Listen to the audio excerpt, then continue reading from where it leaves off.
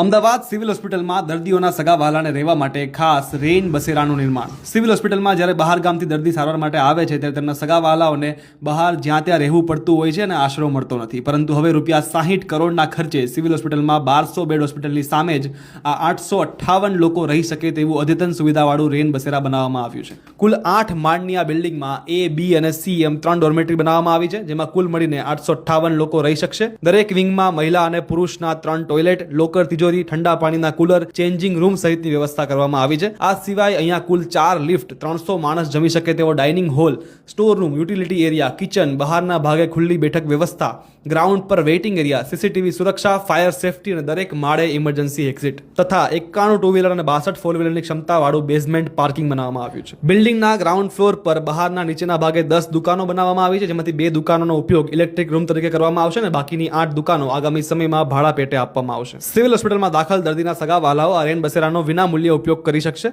Entry મેળવવા માટે દર્દી સિવિલ હોસ્પિટલમાં કયા વિભાગમાં દાખલ છે તેનો પુરાવો અને ઓળખપત્ર આપીને રજીસ્ટ્રેશન થઈ શકશે. હાલ રેન બસેરાનું કામ 95% જેટલું પૂરું થઈ ગયું છે. બહારના ભાગ પર કલર કામ ચાલી રહ્યું છે, જે થોડા દિવસમાં પૂરું થઈ જશે અને નજીકના ભવિષ્યમાં ઉદ્ઘાટન કરીને આ રેન બસેરા લોકો માટે ખુલ્લું મૂકવામાં આવશે.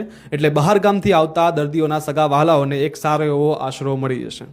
Ground report, Ahmedabad media, powered by સે solar, making solar energy easy for you.